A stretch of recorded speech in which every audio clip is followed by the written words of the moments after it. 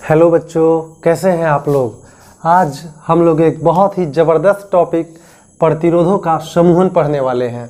काफ़ी मज़ेदार टॉपिक होने वाला है और वीडियो कुछ लंबा हो सकता है क्योंकि मैं आपको इसका प्रॉपर कंसेप्ट दूंगा। काफ़ी अच्छे तरीके से आप समझेंगे, ठीक है।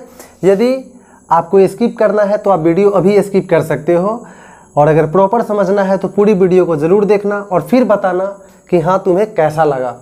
तो चलो देखते हैं प्रतिरोधों का समूहन।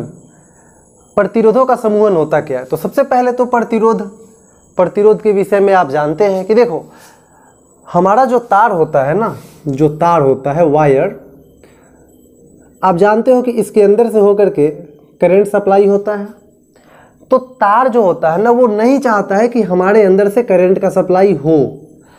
तार जो है करंट को आगे बढ़ने से रोकने की कोशिश करता है, ठीक है। तो करंट आगे जाना चाहता है लेकिन तार क्या करेगा, वो करंट को आगे बढ़ने से रोकेगा, ठीक है। और तार की ये जो क्वालिटी होती है करंट को रोकने की, इसे ही हम प्रतिरोध कहते हैं, ठीक है। तो इसके विषय में तो आप जानते हो प्रतिरोध का मतलब होता क्या है, तार का वह गुण जिसके कारण वह करंट को आगे बढ़ने से क्या करता है, रोकने की कोशिश करता है, इसे ही हम प्रतिरोध कहते हैं, ठीक है।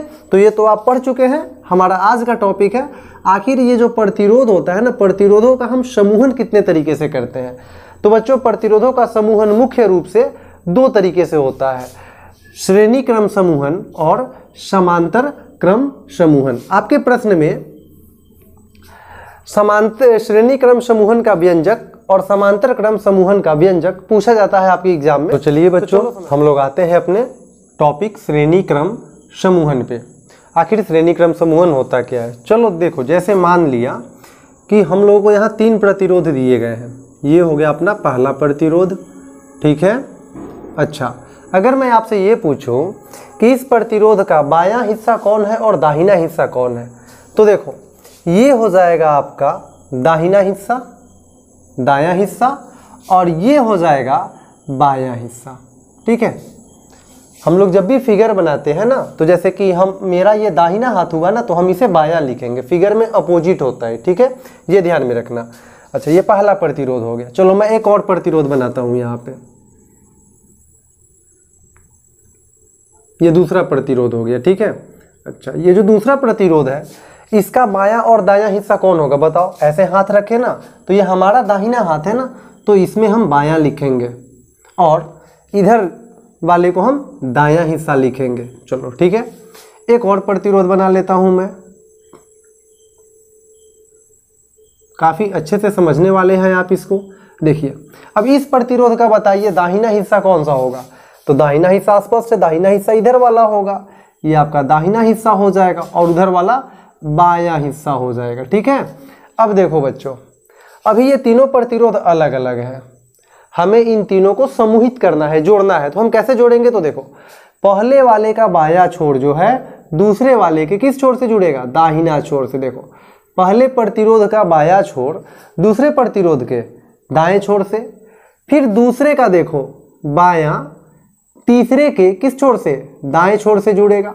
इसी प्रकार से आगे भी जितने प्रतिरोध रहे, बस पहले का बायां दूसरे के दायां के साथ, फिर दूसरा का बायां तीसरे के दायां के साथ, इसी प्रकार से अगर आगे भी चलते रहे तो इस प्रकार के समूहन को हम श्रेणी क्रम समूहन कहते हैं, ठीक है। जैसे मान लो कि 3 व्यक्ति है, अगर 3 व्यक्ति हैं, ठीक है, तो यहाँ पे होगा क्या कि जैसे देखो ये अपने बाएं हाथ को इसके किस हाथ से मिलाएगा, दाहिने हाथ से मिलाएगा, फिर ये अपने बाएं हाथ को इसके दाहिने हाथ से मिलाएगा।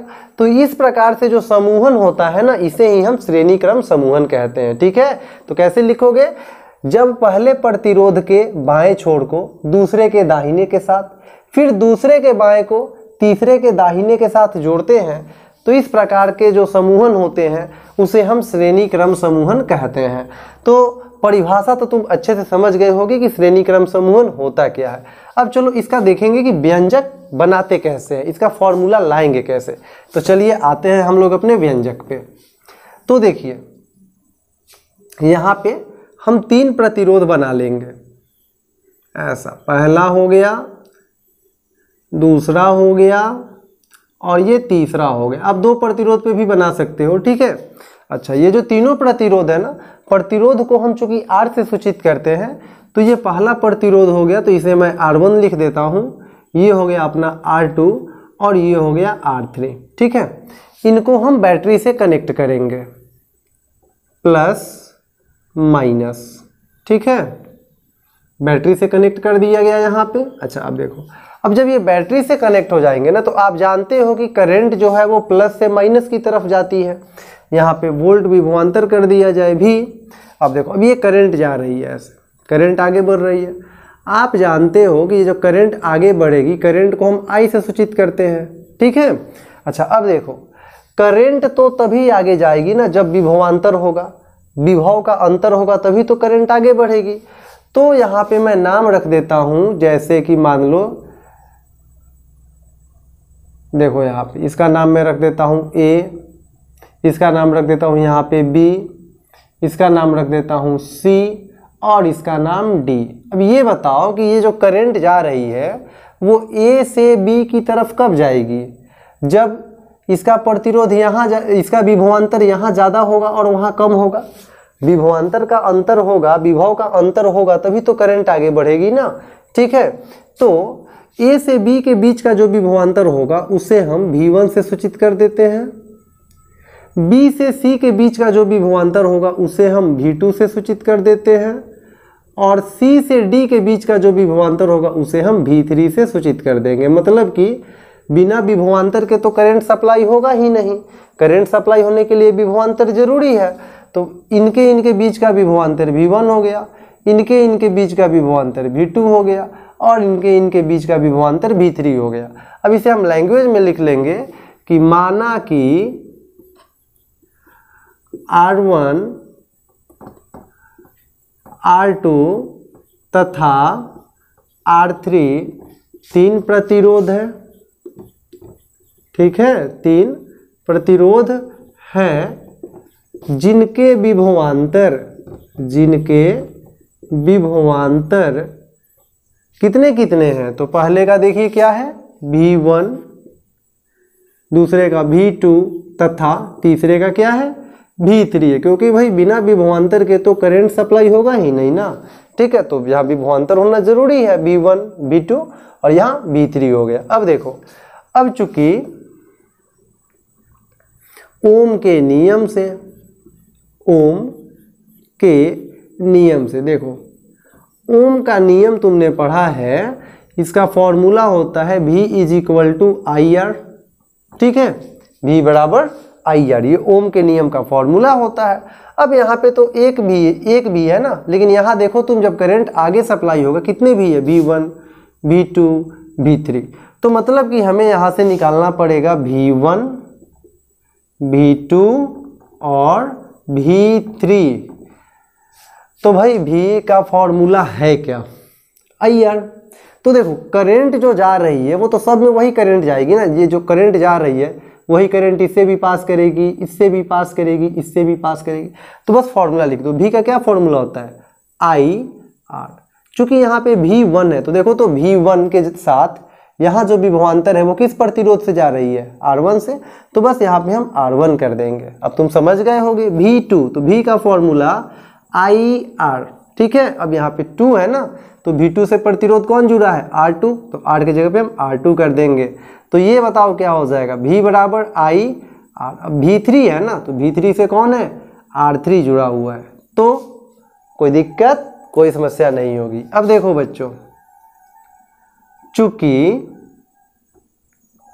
यहाँ पे ये जो विभवांतर है यही तो आगे चल के तीन पार्ट में बटा हुआ है ना, V1, V2, V3।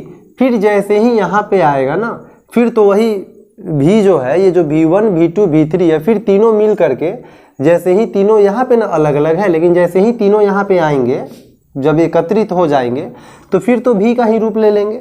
मतलब कि हमारा जो V है वो तीन हिस्सों में बटा हुआ है, V1 + V2 + V3। जब इन तीनों को हम जोड़ देंगे तो फिर से V के बराबर हो जाएंगे। और ओम के नियम से आप जानते हैं कि V का क्या फॉर्मूला होता है, V बराबर IR। तो V के जगह पे IR = V1, तो V1 के जगह पे IR1 IR1 प्लस V2, तो V2 का क्या है IR2 और V3 का देखो IR3, ठीक है IR3। अब यहाँ से IR इज इक्वल टू, तुम यहाँ से I कॉमन ले सकते हो तो बच जाएगा R1 प्लस I तो हमारा कॉमन है R2 प्लस I कॉमन है R3। तो बच्चों यहाँ I से I आपका हो जाएगा कैंसिल, तो R is equal to R1 plus R2 plus R3। तो ये आपका श्रेणी क्रम समूहन का हो गया व्यंजक, ठीक है। तो इस तरह से हम श्रेणी क्रम समूहन का व्यंजक अपने एग्जाम में बनाएंगे। कोई दिक्कत? उम्मीद करता हूं कि आपको काफ़ी अच्छे से समझ में आ गया होगा। थोड़ी बहुत समस्या हो तो आप वीडियो को एक बार फिर से देख सकते हैं। अगली वीडियो में मैं समांतर क्रम समूहन का व्यंजक निकालना बताऊंगा और फिर उसके बाद इस पे जितने भी प्रश्न बनते हैं न्यूमेरिकल्स, मैं उन सबको बताऊंगा। तो आप चैनल से यदि नहीं जुड़े हैं तो जल्द से जल्द चैनल से जुड़ जाइए, आपकी एग्जाम की तैयारी बिल्कुल बेहतरीन कराई जाएगी, ठीक है। आज के लिए इतना ही। जय हिंद।